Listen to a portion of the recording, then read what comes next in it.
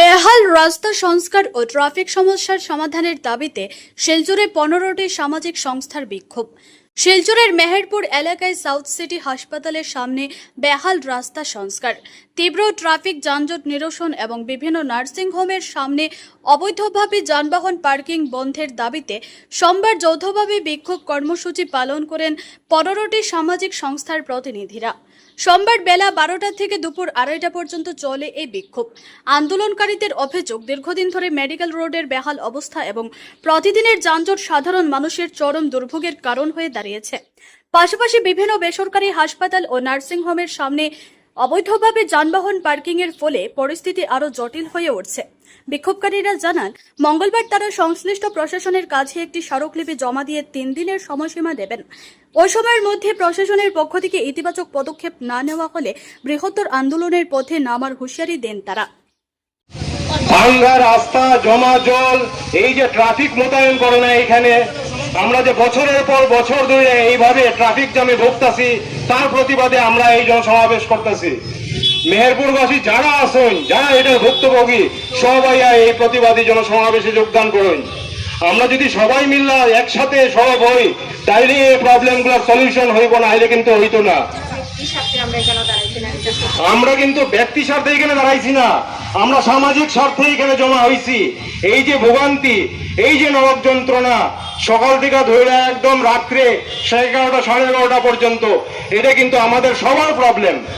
আজকে আমরা যদি সব বাইরে নাই, আজকে যদি আমরা সব একসাথে নাই, তো এই যন্ত্রণার থেকে কিন্তু আমরা বাইরে যেতে পারতাম না। গত 1.5 বছর থেকে আমরা প্রশাসনের স্মারকলিপির পর স্মারকলিপি দিতেছি, আমরা রিপ্রেজেন্টেশনের পর রিপ্রেজেন্টেশন দিতেছি, কিন্তু তারা আমরার কোনো কথাতে কানই দিতেছে না। 2টা ট্রাফিক পুলিশ মোতায়েন করা যায় না এই মেহেরপুরের এত ব্যস্ত রাস্তার উপরে? এই রাস্তা কি শুধু মেহেরপুরবাসীরা ইউজ করে? এই রাস্তা কি শুধুমাত্র আমরা লোকালাইটরা ইউজ করি?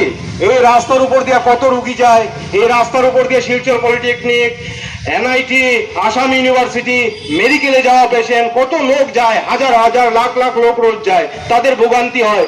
প্রশাসনের নজরে কি এইটা হয় না যে আচ্ছা অ্যাটলিস্ট 2টা ট্রাফিক পুলিশ কমসে কম স্থায়ীভাবে এখানে মোতায়েন করতো, যাতে ট্রাফিক গুলা ঠিকভাবে চলাচল করতে পারে, যাতে লাইন ধরে ট্রাফিক গুলা যেতে পারে, যাতে রাস্তার পাশে এরকম অবৈধ পার্কিং না হয়। এই মিনিমাম জিনিসটাও তারা করতেছে না। আর আমরা যতদিন পর্যন্ত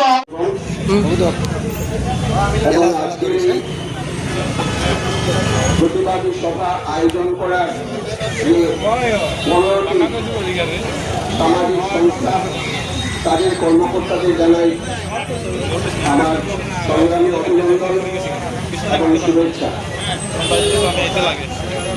আমার পূর্ববর্তী বক্তারা খুব সুন্দরভাবে আমাদের এই প্রতিবাদী সভার কারণ আপনাদের সামনে তুলে ধরেছেন। আমি দুইটি কথা আপনাদের বলতে চাই। সেই কথাটি হচ্ছে যে আমরা নাগরিকরা আমরা কি চাই?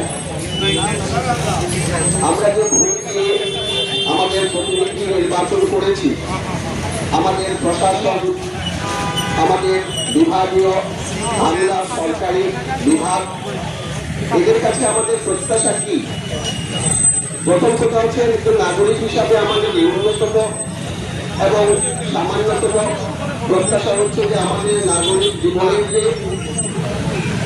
আমাদের দৈনন্দিন জীবনের যে চলাফেরা করতে, আমাদের স্বাভাবিক জীবনযাত্রা নির্বাহ করতে যে প্রয়োজনগুলো, সেই প্রয়োজনগুলো কি?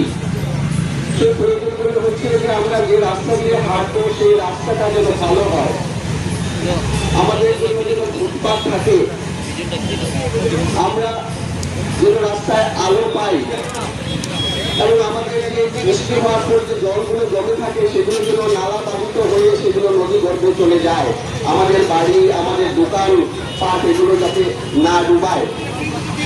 আমাদের এই প্রত্যাশা যে আমাদের রাস্তাগুলো যেন অবৈজ্ঞানিকভাবে নির্মাণ করা না হয় এবং যথাযথভাবে সরকারের নির্দেশাবলী যেরকম রয়েছে, রুলস রয়েছে, রেগুলেশন রয়েছে, সেই অনুসারে যাতে আমাদের রাস্তাঘাটগুলো নির্মিত হয়।